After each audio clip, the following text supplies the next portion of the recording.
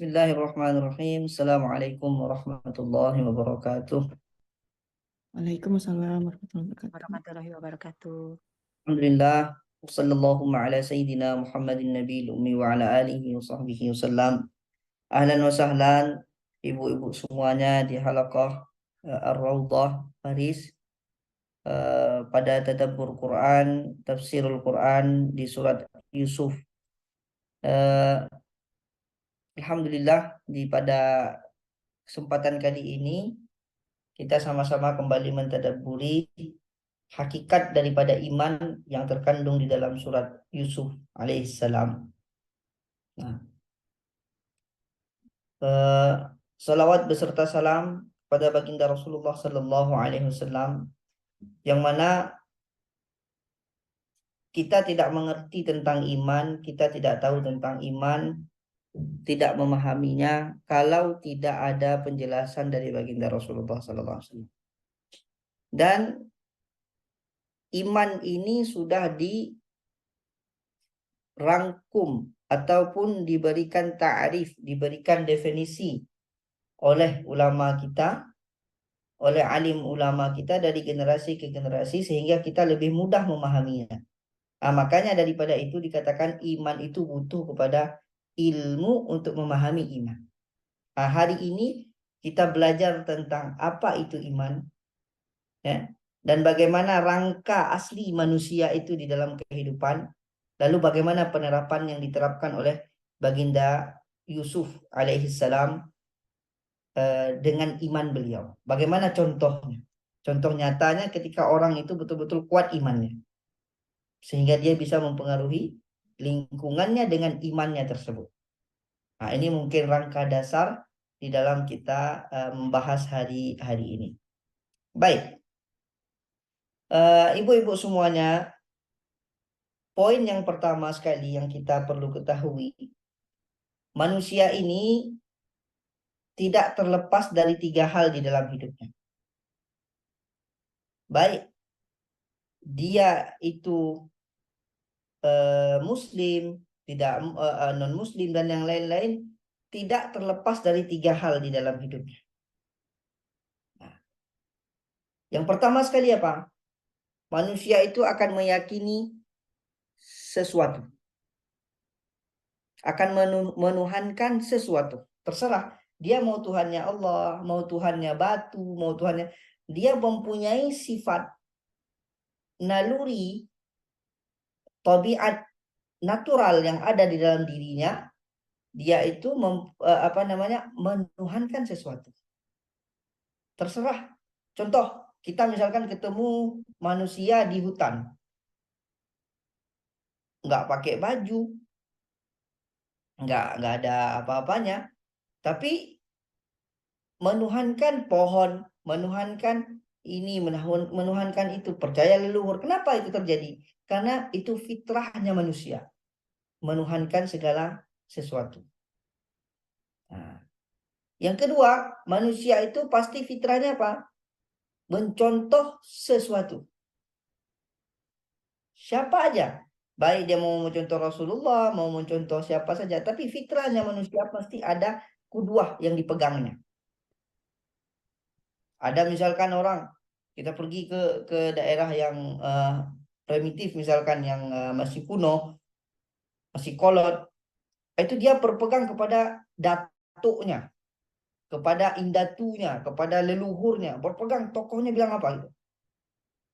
Kenapa? Itu fitrahnya manusia. Nggak ada bisa manusia itu tadi bilang saya sendiri lepasnya. Ya pasti ada mencontoh orang. Itu fitrah manusia. Yang ketiga, fitrah manusia itu apa? Berpedoman kepada sesuatu. Baik dia berpedoman kepada Al-Quran maupun kepada yang lain, terserah. Dia berpedoman kepada sesuatu. Jadi 3 hal ini tidak terlepas dari manusia. Bertuhankan kepada sesuatu, mencontoh sesuatu, berpedoman kepada sesuatu. Datanglah Rasulullah Sallallahu Alaihi Wasallam mengarahkan kita. Kalau kamu beriman, kalau kamu menuhankan sesuatu, maka tuhankanlah yang namanya Allah. Kalau mencontoh sesuatu, maka contohlah yang namanya Rasulullah. Kalau berpegang kepada sesuatu pedoman, peganglah yang namanya Al-Quran. Sehingga terarahlah pemikiran manusia. Terarahlah jalan manusia. Ini disebut dengan petunjuk. Maka disebutkan, walau anna Qur'anan suyirat bihil jibalu au quti'at bihil ardu au kullima bihil mauta lakana hadzal Qur'an. Itu takdirnya. Kalaulah Al-Quran ini fungsinya untuk menghancurkan bumi, memecahkan apa namanya gunung-gunung, itu sudah kerja Quran, tapi bukan itu kerjanya. Kerjanya Al-Quran itu fungsinya apa? Ya, fungsinya Al-Quran itu untuk memberikan hidayah kepada umat ini. Makanya dari awal dikatakan, Dzalikal kitabu la raiba fihi hudan lil muttaqin. Kitab ini tidak ada keraguan atasnya, petunjuk bagi orang yang bertakwa. Kitab ini tidak ada keraguan di atasnya, petunjuk bagi orang yang bertakwa. Maknanya apa? Dia petunjuk, tapi fungsi petunjuk itu akan menjadi petunjuk ketika orang itu beriman kepada kitab tersebut. Nah, kita masuk sekarang. Iman itu sendiri apa? Kalau kita berbicara tentang iman, iman itu apa? At-tasdiq. Bahasa Arabnya, bahasa ilmu tauhidnya disebut at-tasdiq. Tasdiq itu apa? Pembenaran. Coba secara bahasa. Membenarkan, meyakini. Secara istilah, at-tasdiqu bima ja'a bihi Nabi sallallahu alaihi wasallam. Ya, mempercayai, meyakini secara murni, secara utuh 100% apa yang datang dari Nabi baginda sallallahu alaihi wasallam pada Rasulullah sallallahu alaihi wasallam. At-tasdiqu bima ja'a bihi Nabi sallallahu alaihi wasallam. Ya. Ijmalan fi ijmalihi. Ya. Ijmalan fi ijmali wa tafsilan fi tafsilihi. Yang datang kepada Rasulullah sallallahu alaihi wasallam secara ijmal, maknanya apa? Secara umum. Misalkan datangnya kabar adanya malaikat. Malaikat itu ribuan. Tapi kita tidak butuh percaya, tidak dianjurkan, tidak diharuskan percaya kepada malaikat. Ya, mengetahui nama seluruh malaikat. Cukup 10 saja. Nabi banyak sekali, 360 lebih nabi. Tapi yang wajib kita ketahui 25 saja. Itu ijmalan. Tafsilan. Tafsilan itu apa? Secara mendetail. Dengan apa namanya? Kita mengetahui dan memahami apa yang dikatakan oleh Rasulullah, risalah beliau secara detail. Contohnya perintah sholat. Kita harus tahu bagaimana wudhu, bagaimana apa namanya rukuk, sujud dan lain-lain. Puasa, kita harus tahu detail bagaimana puasanya mulainya kapan, berakhirnya kapan. Itu tafsilan fi tafsili. Maknanya apa? Meyakini apa yang datang kepada baginda Rasulullah, ya, baik secara umum ataupun secara terperinci. Itu disebut iman secara umum. Kita masuk secara dalam lagi sekarang. Ya. Secara dalam lagi, iman, orang yang beriman itu namanya mukmin. Ya, orang yang meyakini tersebut namanya mukmin. Nah, perbedaan antara mukmin dengan muslim ini harus kita perhatikan. Nah, orang-orang yang muslim adalah orang yang mengucapkan kalimat la ilaha illallah Muhammadur Rasulullah. Apakah orang muslim sudah beriman? Belum tentu. Apakah orang mukmin itu muslim? Pasti. Apa bedanya? Orang muslim, siapa saja yang telah mengucapkan asyhadu an la ilaha illallah wa asyhadu anna Muhammadar Rasulullah, itu orang muslim. Wajib bagi kita ketika dia meninggal misalkan, harus kita tunaikan fardu kifayahnya. Kita salatkan, kita kafankan, kita kuburkan di tempat muslimin. Oh, dia tidak salat, dia salat, itu urusan kedua. Tapi orang yang beriman, dia meyakini bahwasanya pekerjaannya itu untuk Allah Ta'ala, maka cukuplah Allah yang menilainya.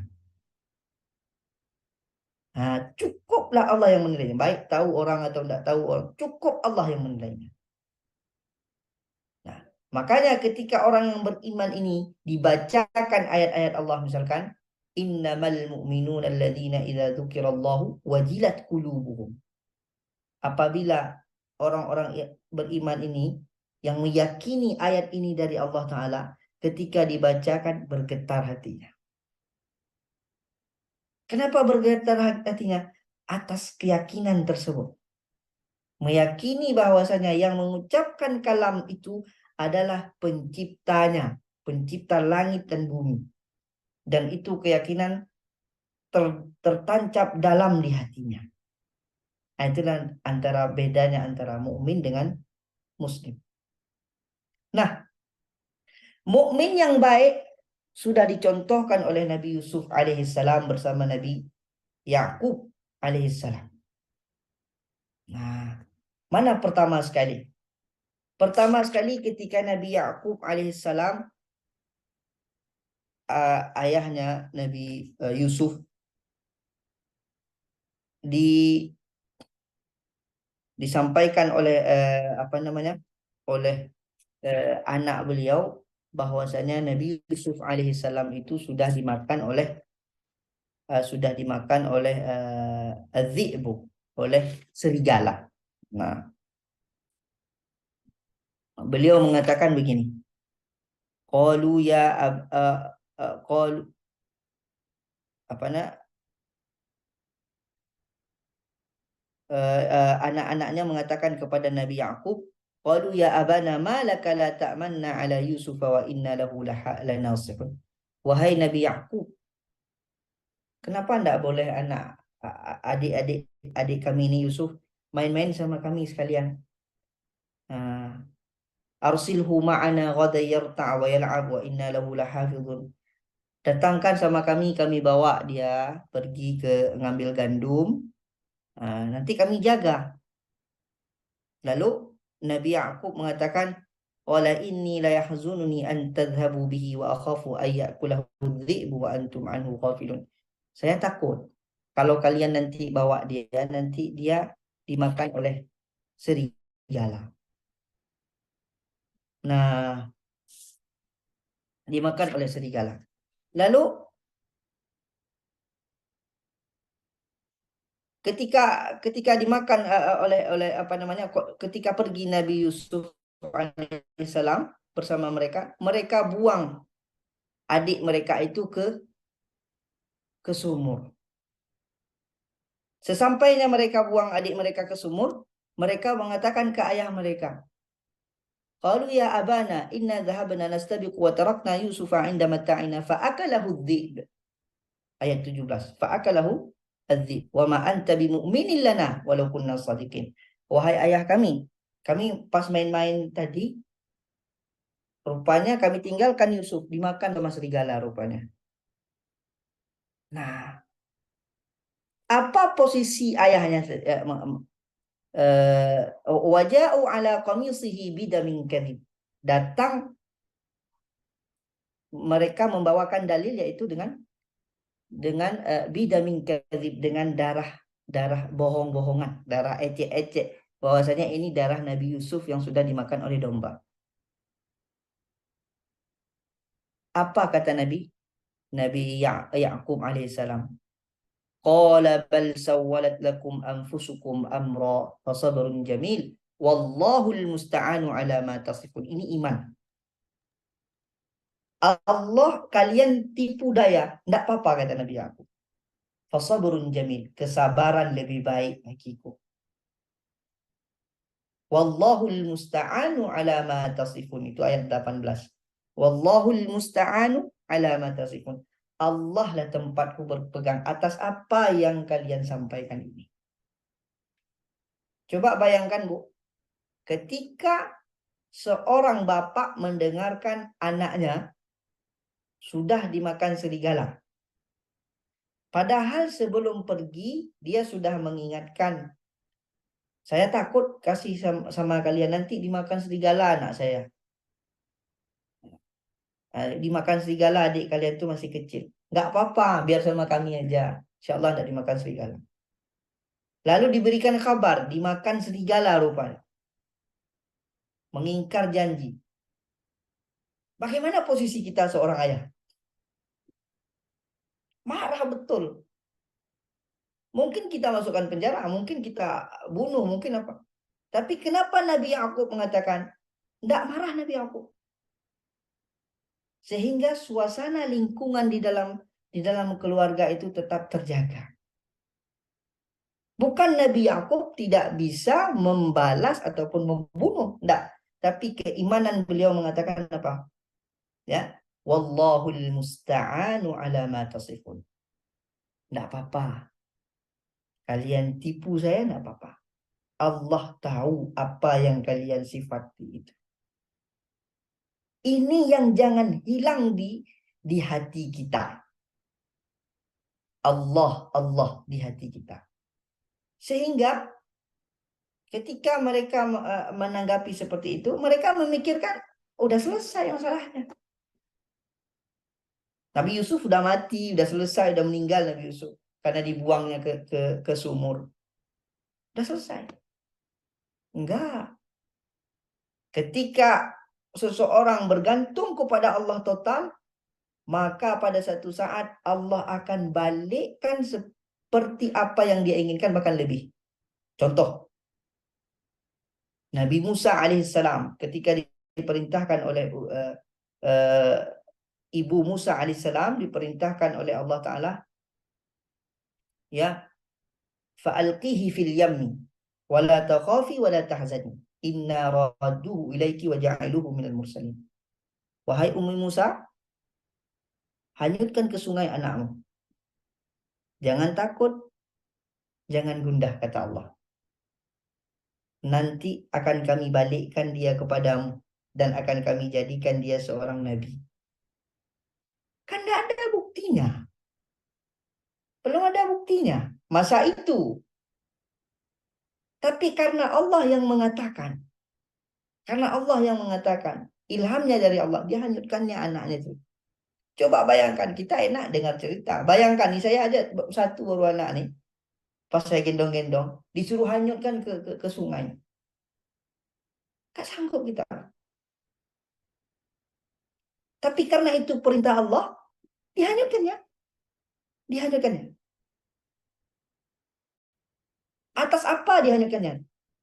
Keyakinannya yang betul kepada Allah. Bahwasanya Allah tidak merubah janjinya. Tidak khianat atas janjinya. Ini yang Allah mau sampaikan kepada kita di dalam Quran. Menurut cerita-cerita ini. Begitu juga kepada cerita pas momennya Nabi Ibrahim alaihissalam.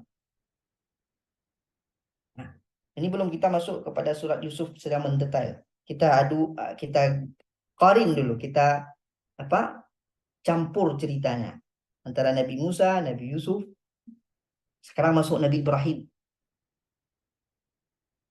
Bagaimana Nabi Ibrahim itu kuat imannya sehingga bisa berdakwah lebih. Sampai sekarang dakwah Nabi Ibrahim terasa sama kita kurban. Yang ini kami barusan ini kurban ini. Ya. Nah, coba nengok Nabi Ibrahim itu datang. Ya bunayya inni ara fil manami anni adzbahuka fanzur madza tara. Wahai anakku, aku bermimpi berkali-kali. Allah memerintahkanku untuk potong sembelih kamu. Ya abati fa'al ma tu'mar satajidni insyaallah minas sabirin. Bagaimana pendapat kamu nak? Tidak apa-apa ya. Selama itu perintah Allah, laksana. Dipotong. Tapi ketika dilaksanakan, Allah ganti dengan wafadainahu bidzibhin azim. Allah ganti dengan domba yang datang daripada surga. Nah, inilah ujian Allah, inilah yang menguatkan kita sehingga apa? Lingkungan itu tidak mempengaruhi kita. Pemikiran kita tidak mempengaruhi kita, tapi iman kita yang mempengaruhi pemikiran. Iman kita, keyakinan kita sama Allah Ta'ala. Inna Allah la yukhliful mi'ad. Allah tidak akan mengubah janji. Ini yang menguatkan kita. Sehingga ketika kita total bergerak, total meyakini apa yang Allah janjikan kepada kita, bahwasanya akhirat lebih baik daripada dunia, maka lingkungan pun akan mengikutinya. Contoh lagi, baginda Rasulullah Sallallahu Alaihi Wasallam ketika pertama perjuangan, beliau mengatakan, Iqra bismi rabbikal ladzi khalaq, khalaqal insana min 'alaq. Datang orang-orang Quraisy, wahai Muhammad, kamu maunya apa? Kalau kamu mau, kami berikan kekayaan, kami kasih. Kalau kamu mau, kami berikan jabatan, kami kasih di daerah kaum ini. Tapi jangan kamu bilang kamu nabi. Jangan kamu bilang lagi turun ayat. Kenapa mereka percaya itu ayat ada? Nabi Muhammad itu betul. Kena 40 tahun tinggal sama mereka. 40 tahun dan diyakini, dipercaya, bahkan harta-harta kaum Quraisy itu disimpan di rumahnya Nabi. Sebelum menjadi Nabi digelar Al-Amin. Dikatakan apa? Muhammad, jangan katakan itu lagi. Tapi apa kata Nabi Muhammad? Apabila di telapak kanan saya diletakkan bulan, di telapak kiri saya diletakkan matahari, atau sebaliknya dalam satu riwayat. Nah, tidak saya tinggalkan kerja ini. Dakwah ini tidak saya tinggal. Iman, pertahankan iman ini tidak saya tinggalkan. Nah, inilah iman yang mendasar tadi. Sehingga apa? Berubah lingkungan Arab itu. Kapan? 10 tahun setelah itu. 13 tahun setelah itu. Setelah Fathul Mekah. Setelah Fathul Mekah. Berubah seluruhnya. Sampai Abi Sufyan semuanya masuk Islam. Hindun masuk Islam. Kenapa? Karena keteguhan iman daripada baginda Rasulullah SAW. Kita masuk sekarang pada inti cerita keteguhan Nabi Yusuf alaihissalam ketika digoda oleh perempuan, oleh wanita.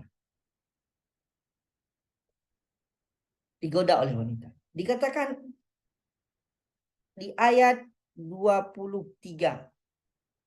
Ya, di ayat 23 pada surat Yusuf alaihissalam. Kenapa saya ambil tertibnya seperti itu? Karena kita waktunya singkat, tidak mungkin kita ambil satu-satu ayatnya. Jadi saya ambil gimana caranya intisarinya dapat kita masukkan ke dalam satu ayat.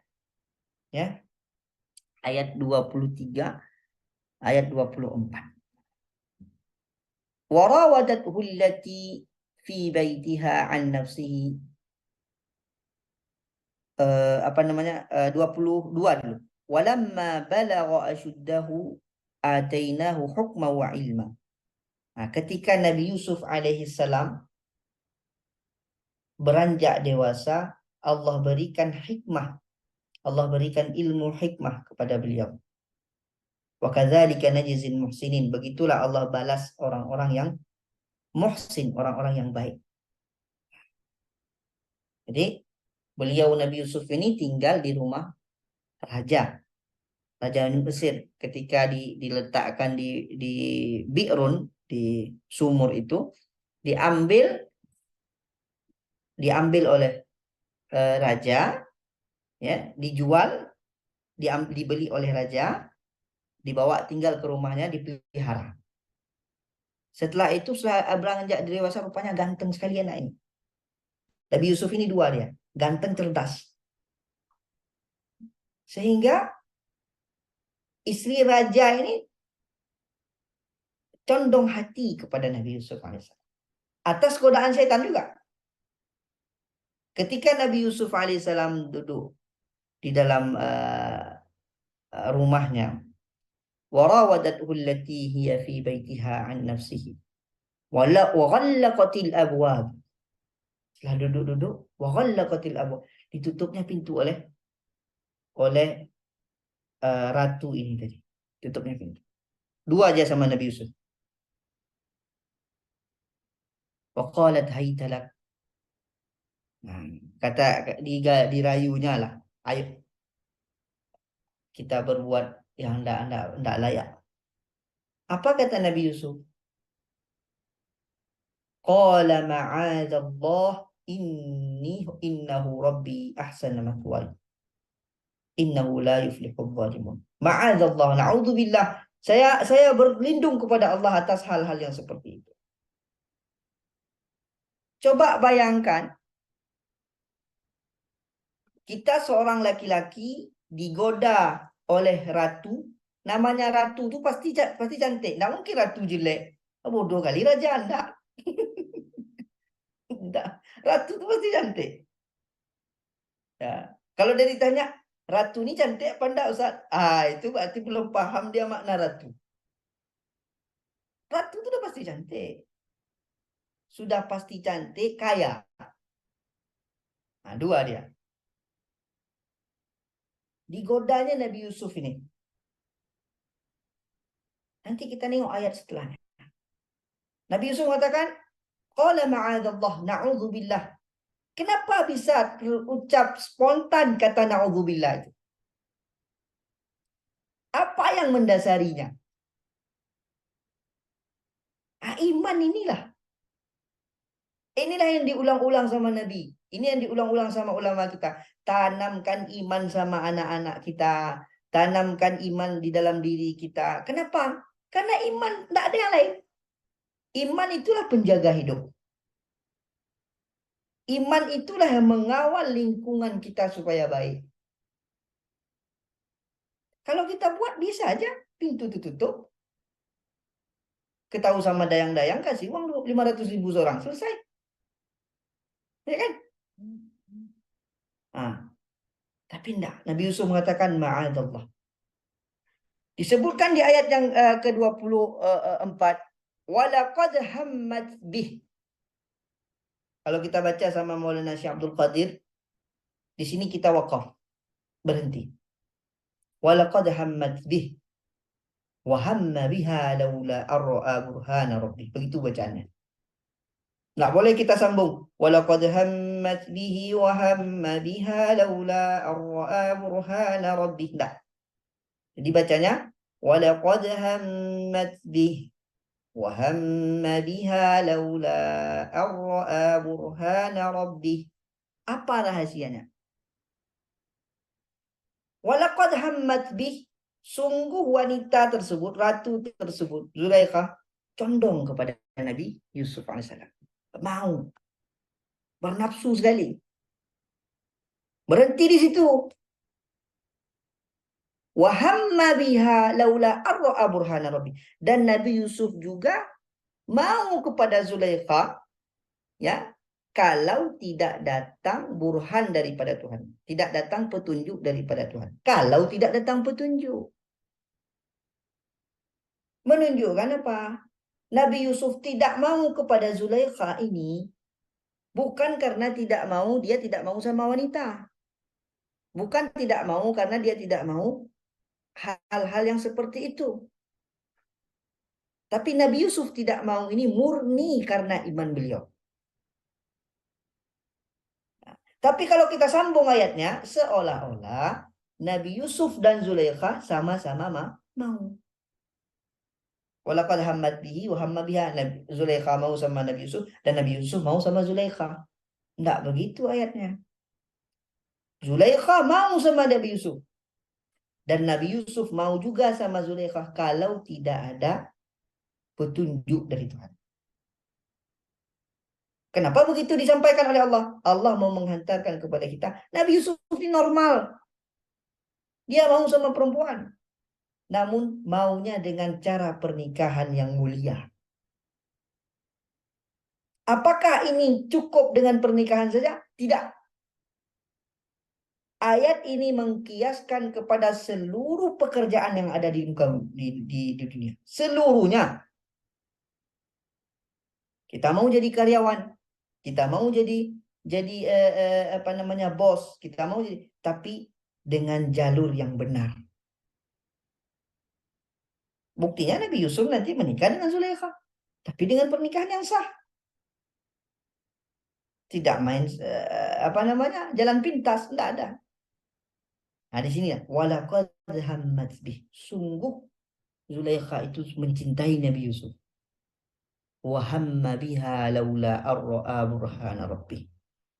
Dan Nabi Yusuf mencintainya juga, mau juga, kalaulah tidak diberikan petunjuk oleh Allah. Petunjuk oleh Allah ini kenapa ada? Karena sering kita ingat Allah itu.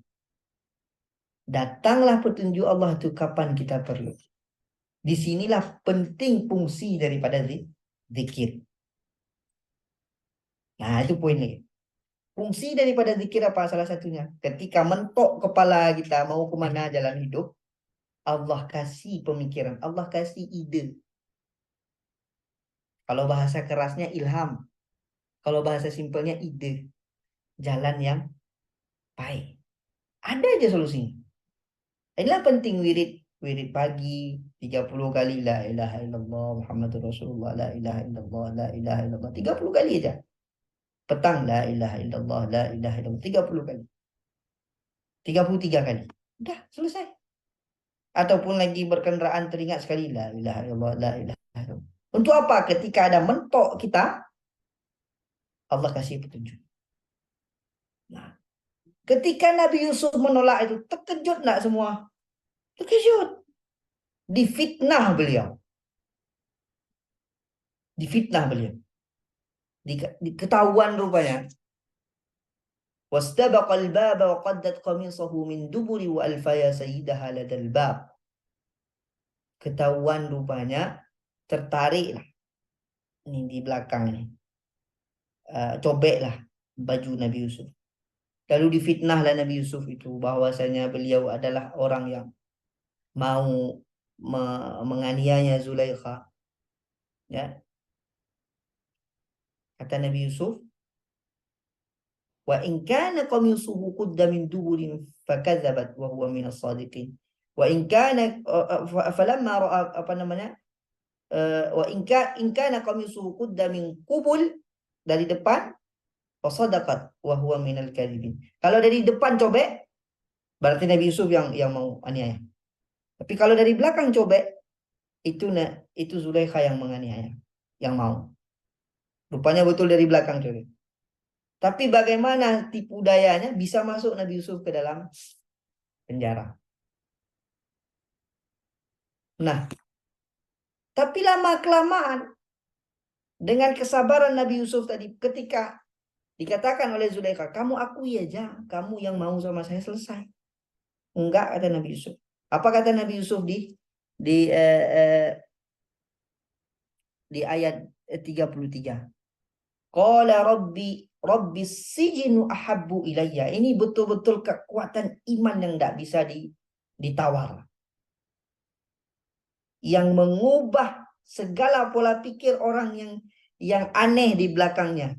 Mengubah segala pola pikir lingkungan yang begitu bisa tipu daya di dalam mengambil hukum. Istiqomah dengan iman tersebut. Apa kata Nabi Yusuf?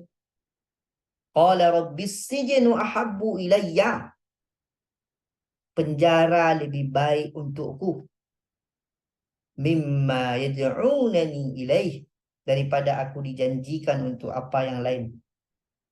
Ya, dijanjikan untuk ini supaya enak, supaya itu. Nah, kalau dia dalam keadaan kejahatan, dia bukan dalam kebaikan, penjara lebih bagus untukku, kata Allah. Kata Nabi Yusuf. Wa illa tasrif anni kaidahunna asbu ilaihinna wa akum minal jahil. Kalau aku ikut tipu daya mereka, aku akan masuk ke dalam orang-orang yang jahil. Akhirnya berlama Nabi Yusuf dalam penjara, tetap mendakwahkan tauhid. Di dalam penjara, bertemu Nabi Yusuf itu dengan dua orang. Ya, dua orang yang juga divonis mati. Nabi Yusuf mengatakan, dalam wadakhala ma'ahu sidina fatayan, ada dua orang fata, dua orang laki-laki yang anak muda belia di dalam penjara sama Nabi Yusuf. Qala ahaduhuma inni arani a'siru khamra. Dia bermimpi lalu mengajukan kepada Nabi Yusuf. Saya ada punya mimpi begini. Itu inti mimpinya, nanti satu dibunuh, satu lagi dilepaskan. Kita tidak bahas itu. Lalu Nabi Yusuf mendakwakan mereka. Ya. Setelah Nabi Yusuf mentakwil mimpi mereka, Nabi Yusuf mengatakan apa? Inni taraktu millata qaumin la yu'minuna billah wa hum bil akhirati hum kafirun.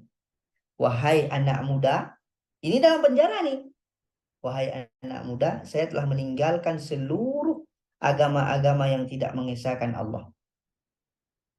Saya mengikuti wattaba'tu millata abai Ibrahim. Saya mengikuti agama yang telah diwariskan oleh abai, oleh keturunan saya dulu, Nabi Ibrahim alaihissalam, wa Ishaq wa Yaqub. Maka lana an nusyrika billahi min syai'. Kami tidak pernah menyekutukan Allah. Dzalika min fadlillahi alaina. Itu adalah fadlullah untuk kami. Wa 'alan nas, dan kepada seluruh manusia. Walakinna aktsaran nasi la yashkurun. Akan tetapi kebanyakan mereka tidak bersyukur. Kenapa coba bahasa Quran ini? Nah, ini juga di dalam uslub dakwah, di dalam cara berdakwah. Tidak boleh kita berdakwah kasar. Tidak boleh. Coba kata Nabi Yusuf tadi, walakinna aktsaran nasi la yashkurun. Akan tetapi sebagian besar manusia banyak tidak bersyukur. Makna banyak tidak bersyukur itu apa? Kufur. Bisa aja dibilang, akan tetapi kebanyakan manusia kufur. Kan tidak enak sekali dengarnya. Tapi kalau kita bilang akan tetapi sebagian besar manusia tidak bersyukur. Maknanya apa? Kita ingin mereka bersyukur. Tidak menghukumi mereka kufur. Ini bahasa-bahasa santun Quran yang mendidik jiwa kita di dalam dakwah itu harus lemah lembut. Kenapa? Karena letaknya iman itu murni di hati. Iman itu taufik dari Allah. Dan ketika dia sudah masuk, rawat dengan cara mengajak orang lain untuk beriman juga. Itu salah satu cara. Inilah dengan iman itu tadi yang tertancap dalam diri kita, dalam dirinya Nabi Yusuf alaihissalam. Apa hasilnya? Allah balikkan semua fitnah itu kepada yang memfitnah. Allah balikkan fitnah itu kepada yang memfitnah. Lalu ketahuanlah oleh raja. Raja itu mengatakan, panggil Nabi Yusuf. وقال الملك ائتوني به أستخلصه نفسي فلما كلمه قال إنك اليوم لدينا مكين أمين. Ayat 54. Lalu kita katakan Nabi Yusuf, panggil Nabi Yusuf ke sini. Saya sudah tahu semuanya, rupanya memang betul Nabi Yusuf bukan orang yang mau melecehkan istri apa saya dan lain-lain. Berdiskusilah Nabi Yusuf dengan raja. Apa kata raja? Kamu mau apa sekarang? Lalu Nabi Yusuf mengatakan, qala ja'alni ala khazainil ard inni hafidhun alim. Jadikan saya menteri untuk mengurusi ekonomi, mengurusi pangan, bahan bakar makanan di negeri ini. Saya hafidhun, saya orangnya amanah, alimun, cerdas. Nah, inilah syarat menjadi pemimpin. Amanah, cerdas. Dua aja, amanah, cerdas. Kalau kita cari jauh-jauh sekali, enggak, pulang kepada dua sifat ini. Kalau mau menjadi pimpinan apa saja, pimpinan negara, organisasi, ya, keilmuan, semuanya, dua syarat. Dua sifat enggak boleh terlepas. Hafizun, amanah. Kalau dia jadi orang alim, amanah dalam ilmu. Enggak boleh khianat menyampaikan. Sampaikan walaupun bertentangan, dan sampaikan. Kalau jadi kepala negara, amanah dalam pemerintahan, amanah di dalam mengambil keputusan. Alim, cerdas. Harus cerdas, nggak boleh. Amanah aja bego susah tuh. Bodoh susah. Ya. Cerdas sekali, tidak amanah. Habis kita ditipunya tiap hari. Dua hal ini digambarkan oleh Nabi Yusuf oleh Allah Ta'ala dalam cerita Nabi Yusuf. Kalau kamu mau berhasil menjadi karakter yang kuat, seorang mukmin yang kuat, orang yang beriman, ada dua sifat yang kamu jaga, yang ada dalam diri, harus ada dalam diri kamu. Apa?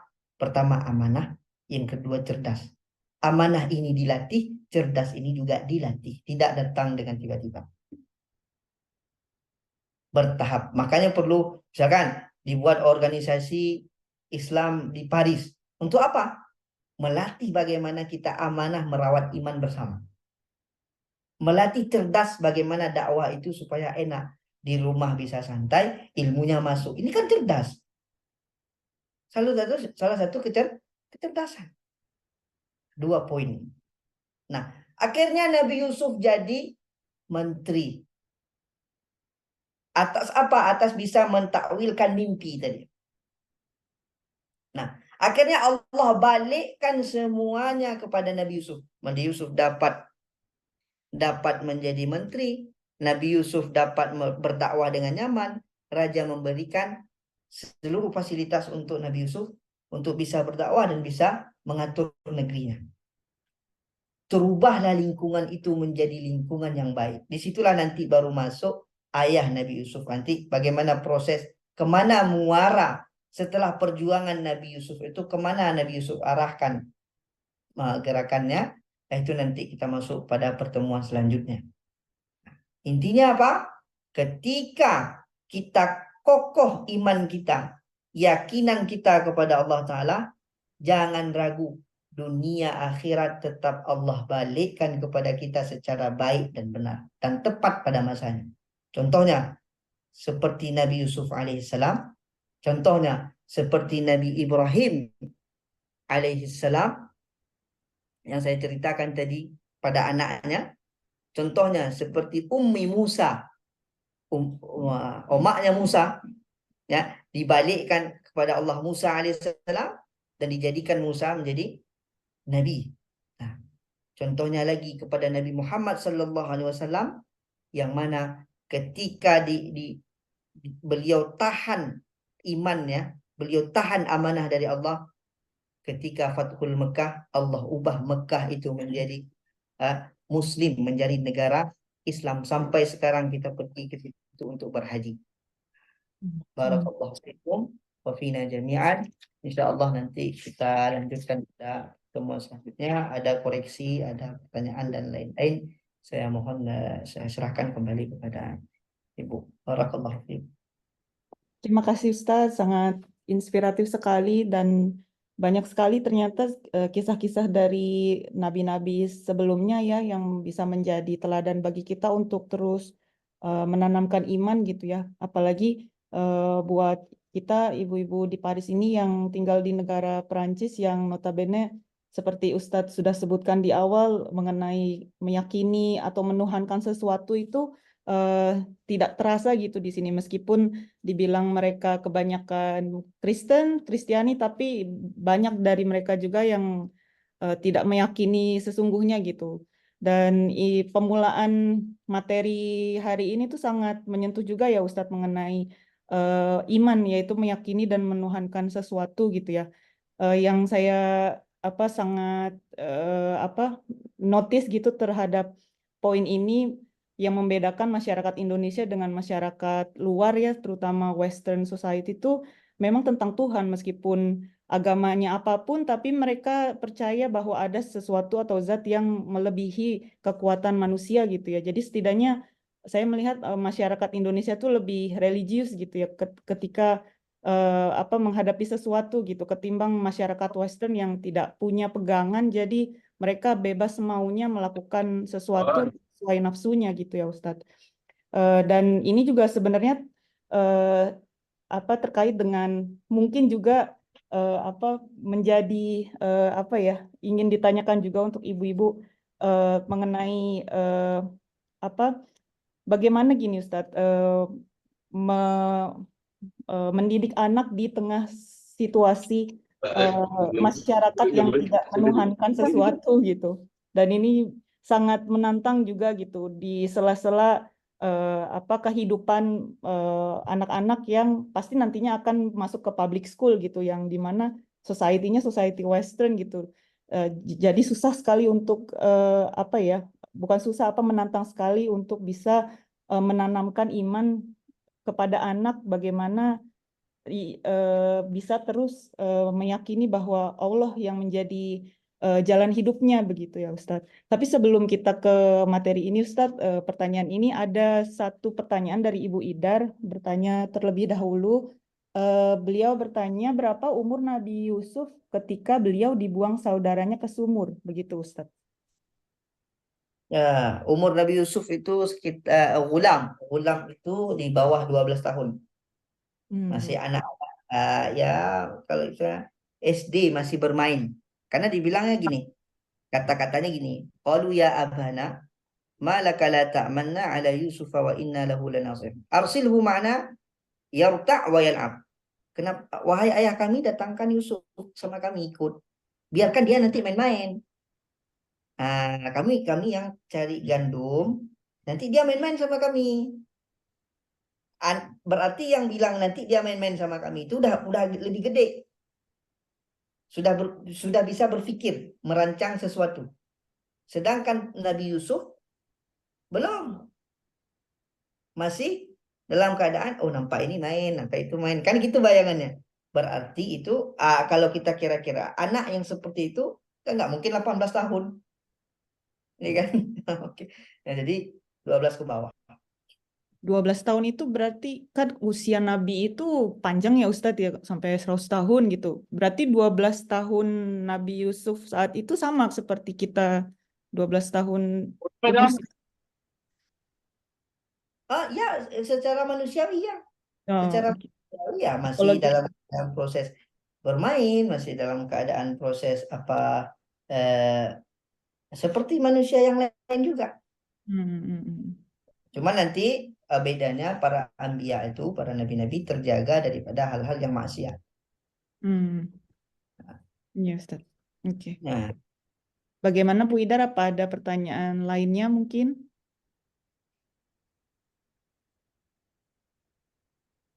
Sepertinya tidak ada ya.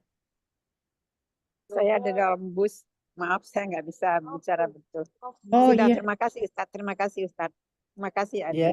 ya sama-sama Bu Idar. Mohon maaf. Iya, baik. Dilanjutkan dengan pertanyaan sebelumnya deh Ustadz. Tentang bagaimana caranya kita bisa mendidik anak supaya imannya terjaga di tengah Western society ini Ustadz. Yang mana pasti sedikit tidaknya ada pengaruh ke anak gitu Ustadz. Ya, betul. Nah, disebutkan begini, lisanul hal afsah min lisanil maqal. Gerak langsung itu lebih lebih kuat daripada teori. Gerak langsung, mencontohkan langsung itu lebih kuat daripada teori. Contoh, anak-anak kita arahkan untuk nak sholat ya, sedangkan kita sendiri tak sholat. Itu payah. Dan dia melihat kawan-kawannya di luar daripada rumah tidak sholat. Hmm. Apalagi dia tidak akan sholat. Tapi kalau kita bilangkan, yuk sholat nak. Yuk sholat nak. Ingat nak ya, ayah muslim, mama muslim. Tuhan kita nak Allah. Mama nak banyak-banyak ngomong. Allah muslim, Allah Tuhan kita nak. Allah yang ciptakan langit dan bumi. Pegang. Memang terasa itu hambar. Kalau diulang-ulang. Kayak malu kita. Ingat itu syaitan. Yang membuat rasa hati kita malu menyampaikan itu, kayak seolah-olah kayak kita ustadz gitu, seolah-olah kayak enggak, harus disampaikan dan berulang kali. Nak mau pergi sekolah dia, ingat nak ya, kita muslim, ingat ya, Allah pantau kita, Allah pantau kita nak, Allah lihat kita, ingat ya, udah selesai gitu aja. Balik pulang dia duduk nak sholat ya, jangan lupa. Mau pulang, mau pergi dia sekolah, pegang tangannya, bilang, nak, ingat ya, kita muslim, jaga pandangan. Allah kita ada, jaga sholat. Apapun cerita. Itu aja pesan mama. Gitu aja, nggak usah bawa ayat, nggak usah bawa ini, enggak. Nanti kalau bawa ayat, bawa ini itu masuk dalam lokal dia sendiri. Ada lokalnya memang kita buat kajian. Oh. Bagaimana sholat, bagaimana ini.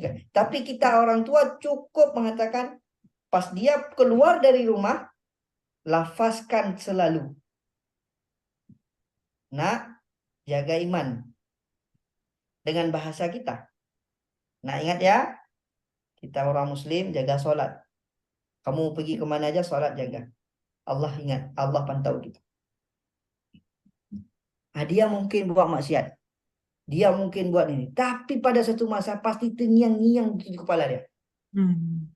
Kenapa saya bilang begitu? Saya begitu dulu waktu pun walaupun saya di Aceh orang mukmin, orang muslim semuanya. Tapi mama tuh selalu bilang sama saya, kamu main bola kan?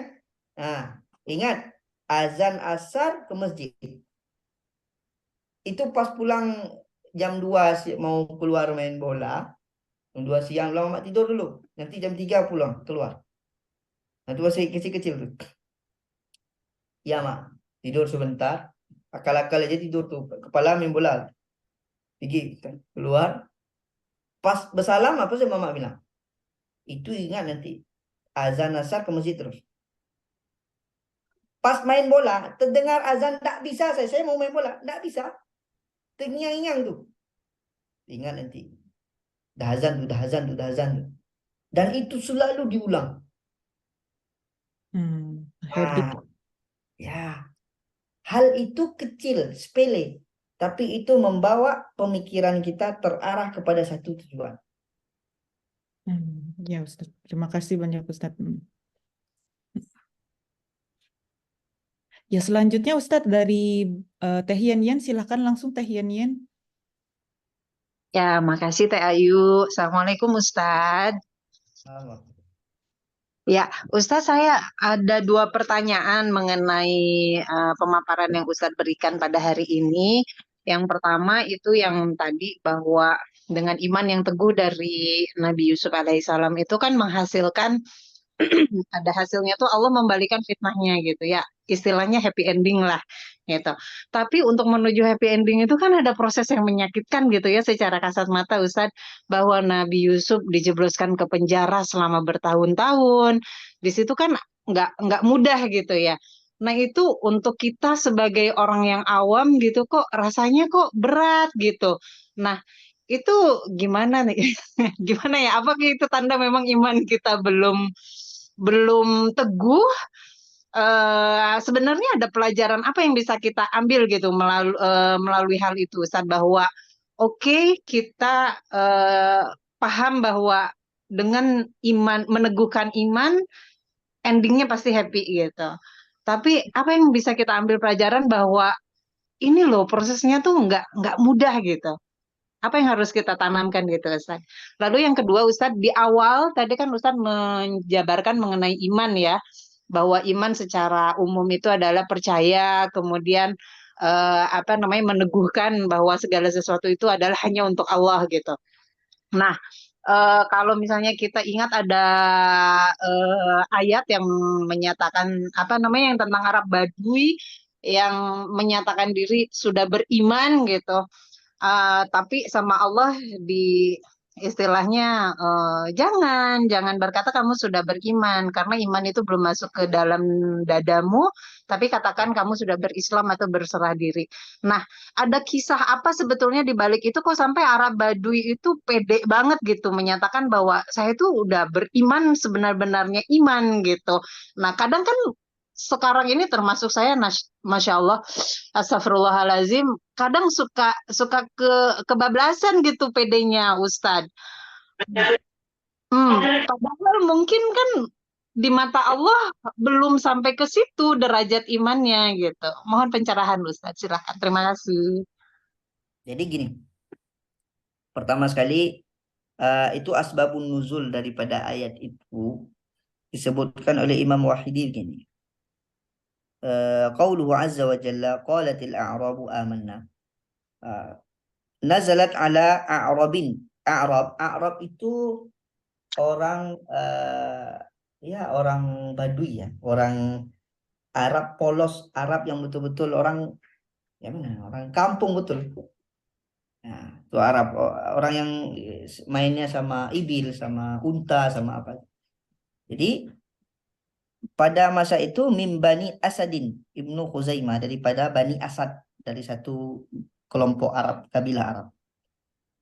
Qadimu ala Nabi sallallahu alaihi wasallam, datang kepada baginda Rasulullah di Madinah fi sanah fi sanatin jadbah wa azharu asyhadatain. Nah, pada di fase Madinah, lalu beliau mengucapkan 2 kalimat syahadat. Walam yakunu mu'minina fi sirri.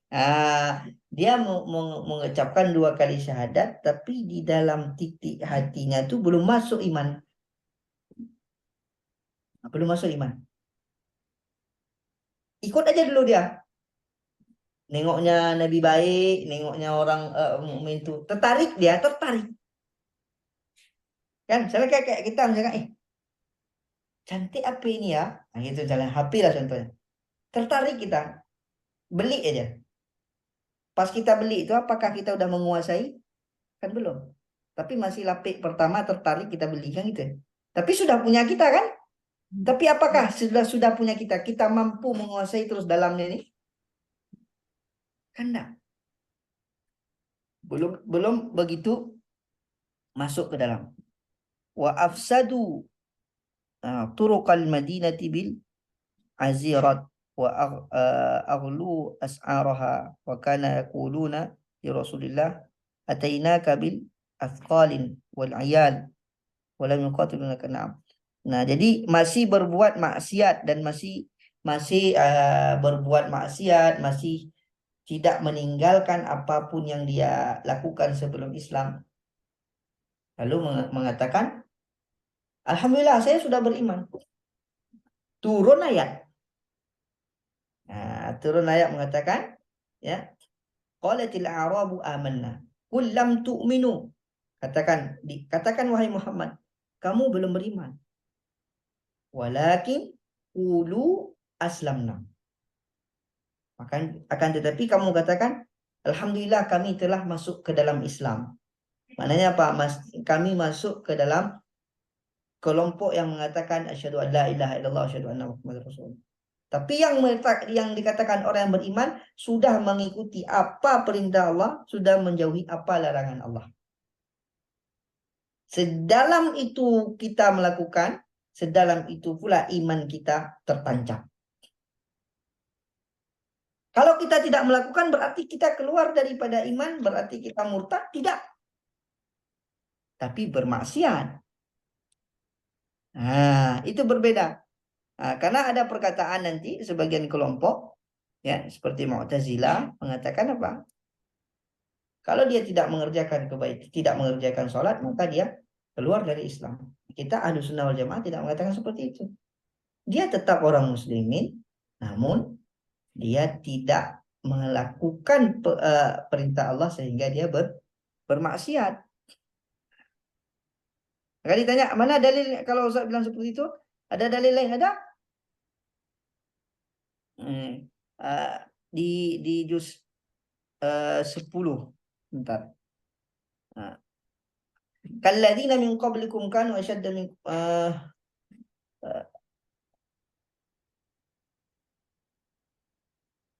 apa namanya?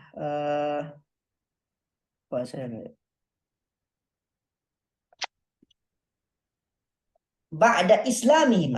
Kafaru ba'da islamihim. Ada satu ayat, kafaru ba'da islamihim. Bukan kafaru ba'da imanihim.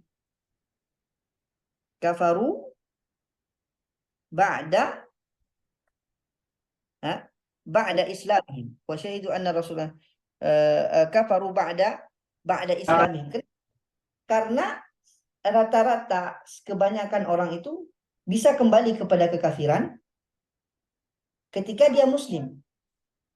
Tapi payah seseorang itu kembali kepada kekafiran ketika dia mukmin. Kenapa? Karena iman ini punya kelezatan. Apa bedanya orang mukmin beribadah dengan orang muslim? Orang mukmin beribadah merasakan kelezatan ibadah. Orang muslim beribadah merasakan capek ibadah karena kewajiban. Nah, jadi kalau muslim beribadah itu karena kewajiban, sedangkan mukmin beribadah itu karena kelezatan. Sama kayak orang disuruh main badminton. Satu orang karena disuruh, ya udah main dia. Udah 2 jam selesai dia, tinggalin badminton, nggak mau nih.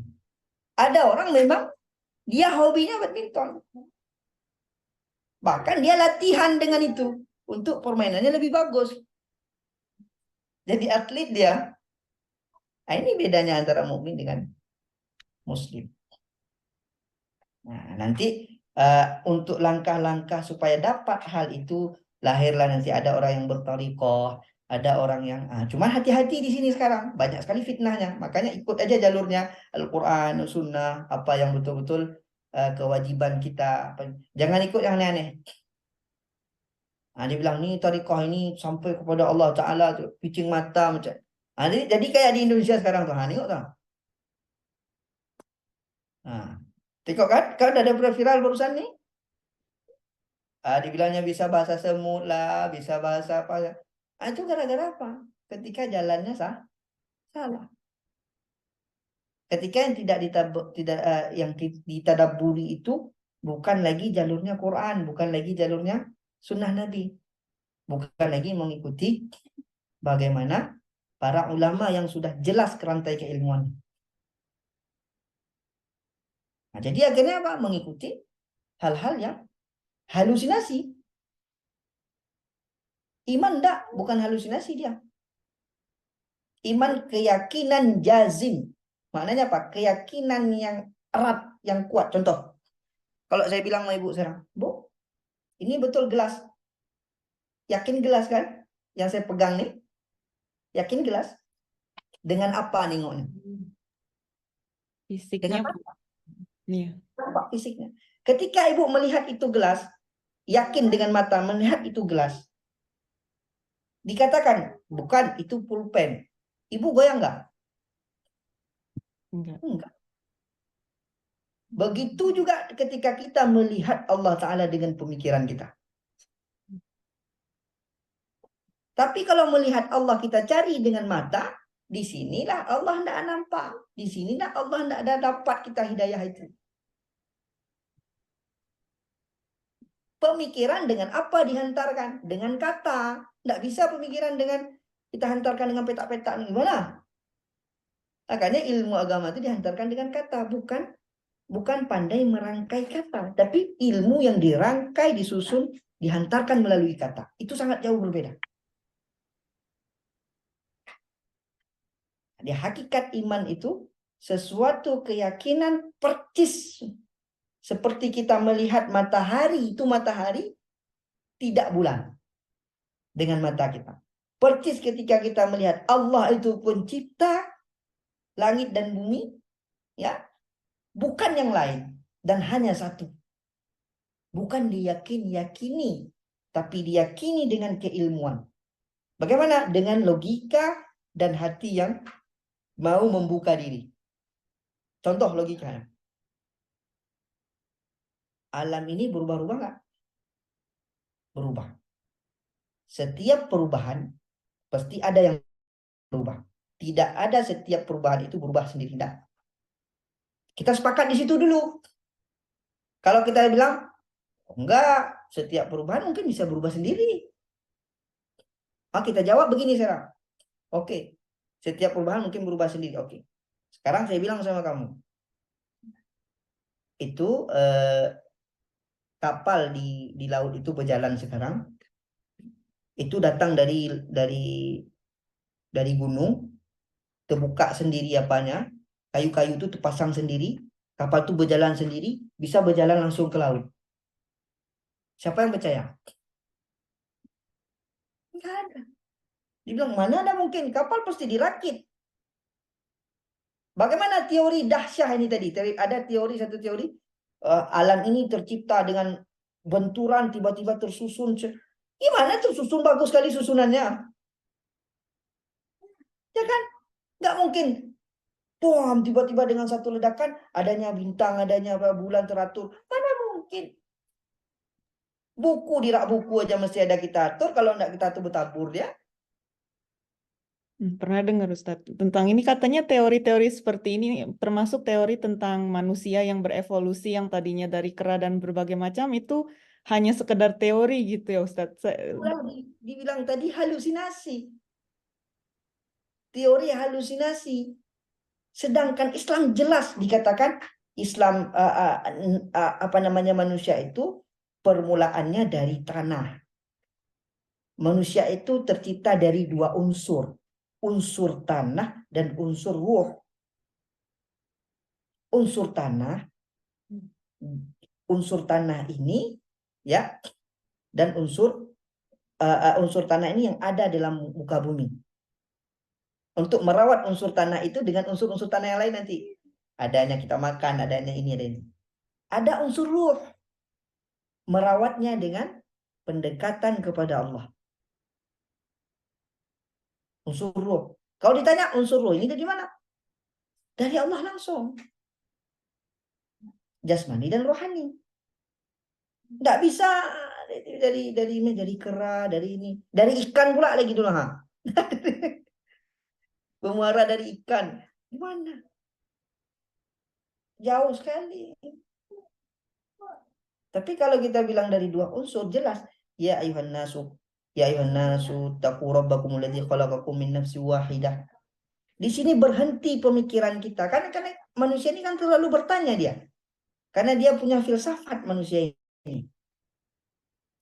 Nah, filsafat yang liar dalam pemikiran manusia itu dibatasi oleh Quran. Kalau nggak ada Quran, bingung kita. Saya lahir dari mana ya? Nah, ada dari ibu saya. Ibu saya dari mana? Dari mana? Dari mana kan bingung. Tapi dibatasi oleh Quran. Kamu semuanya dari satu orang namanya Adam. Dia diciptakan dari tanah. Oh iya ya. Lalu nanti ada orang bilang, Nabi Isa itu adalah Tuhan. Kalau dia bukan Tuhan, kenapa dia tidak punya ayah? Makanya ayahnya itu Allah langsung. Kita gampang jawabnya. Nabi Isa enggak punya ayah. Nabi Adam mama nama ayah enggak punya. Ada. Nah, ada orang lagi mengatakan seperti Raja Namrud dulu mengatakan kepada Nabi Ismail, Nabi Ibrahim, saya Tuhan katanya. Nabi Ibrahim simpel aja jawabnya.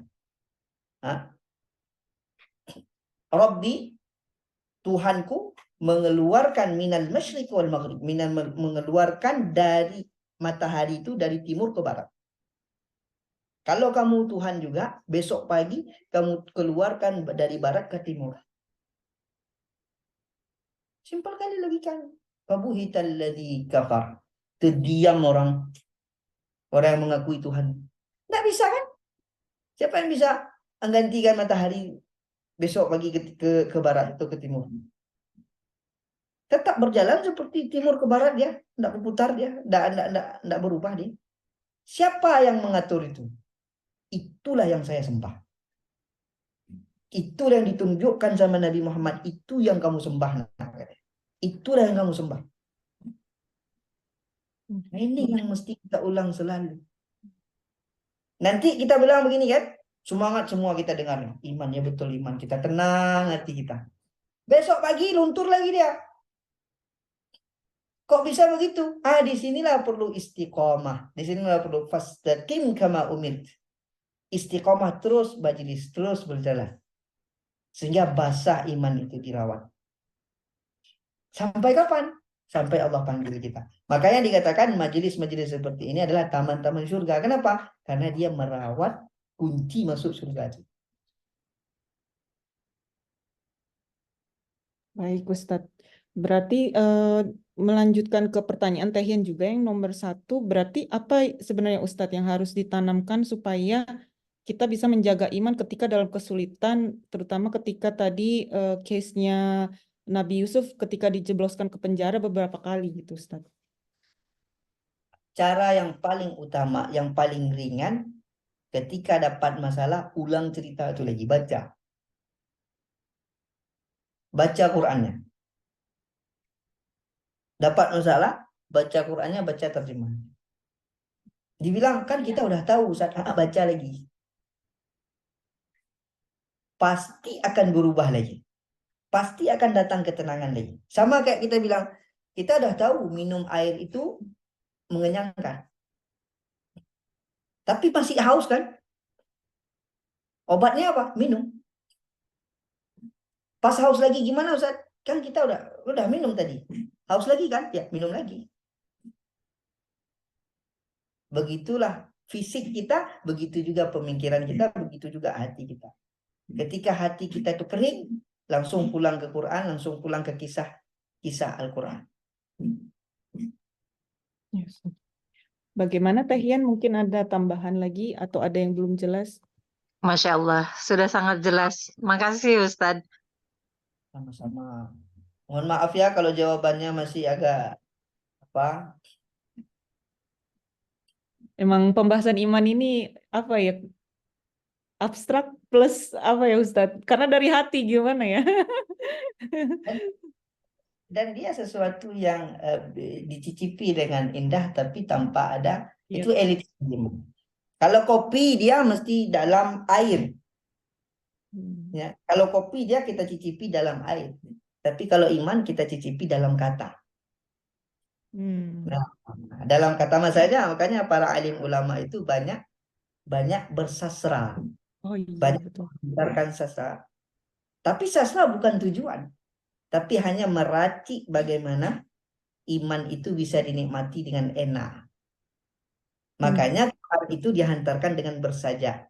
Toha ma anzalna alaikal qur'ana litashqa illa tadhkiratan liman yuha. Bersaja.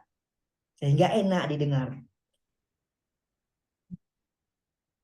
Iya. Baik, terima kasih Ustadz. Mungkin dari ibu-ibu yang lain, apakah ada pertanyaan sedikit lagi? Satu pertanyaan mungkin ya, sebelum 11.30.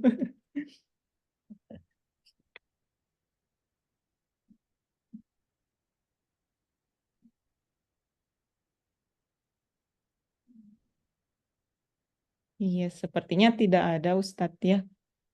Sampai di sini dulu sepertinya. Baik, terima kasih Ustadz untuk kajian hari ini. Banyak sekali yang saya pinpoint dari kajian kali ini juga, terutama juga mengenai zikir ya Ustadz. Gimana ternyata zikir itu ya balik lagi diucapkan berkali-kali supaya kita terus mengingat secara natural. Manusia itu kalau nggak apa namanya diulang-ulang tuh nggak ingat gitu. Sama halnya ketika belajar bahasa juga. Karena saya juga senang bahasa, Ustadz. Jadi kalau belajar bahasa baru, kalau tidak diulang-ulang ya lupa gitu. Sama seperti zikir gitu ya, Ustadz. Kalau nggak diulang-ulang, kita jadi lupa dengan Allah dalam entitas ketika kita menghadapi tantangan dalam kehidupan gitu ya, Ustadz. Terima kasih banyak, Ustadz, untuk kajian hari ini. Insya Allah dilanjutkan di Senin mendatang ya, Ustadz. Di kajian terakhir di bulan Juni ini. Iya, dari saya cukup sekian. Dari Ustadz, mungkin dipersilakan untuk menutup majelis. Baik, alhamdulillah sudah kita kaji sama-sama tentang iman ini. Mudah-mudahan Allah bisa berikan kita iman yang tulus lillahi ta'ala, yang betul-betul menunjukkan kita kepada jalan yang benar. Dan terus kita ulang-ulang supaya ulang-ulang apa? Ulang-ulang kajian-kajian tentang iman, baik untuk dari diri kita ataupun majelis ataupun yang lain. Yang penting menumbuhkan iman. Kenapa? Karena ada peribahasa bahasa Arab mengatakan at-tikrar yu'allimul himar. At-tikrar yu'allimul himar. Ya, mengulang-ulang sesuatu itu ya. Bahkan keledai itu bisa pintar. Keledai nih bisa pintar karena diulang-ulang. Apalagi kita ketika diulang-ulang iman kita, insya Allah akan semakin kuat. Barakallahu fikum wa fina jami'an. Lebih kurang saya mohon maaf kalau ada terpeleset kata itu dari nafsu saya. Kalau ada datang dari benar, yang benar itu datangnya dari Allah Subhanahu wa taala. Kita tutup dengan doa kafaratul majlis. Subhanakallahumma wa bihamdika, asyhadu an la ilaha illa anta, astaghfiruka wa atubu. Terima kasih banyak, Bu. Terima kasih banyak Mas, Ustadz untuk waktunya. berkah waktunya dalam keadaan hari raya masih juga mau pengajian, Masya Allah, Masya Allah. Di Mesir juga kemarin Ustadz Idul Adhanya. Di Mesir kemarin, hari ini kami kurban hari ini. Ya. Nah, Alhamdulillah. saya setelah pengajian ini langsung lari mau potong daging. Wah. Sekalian makan siang ya Ustadz. Izin Iya. ya. Baik, terima kasih banyak Ustadz dan ibu-ibu yang sudah hadir di majelis hari Senin ini. Insya Allah kita bertemu Senin mendatang. Saya akhiri dengan wassalamualaikum warahmatullahi wabarakatuh.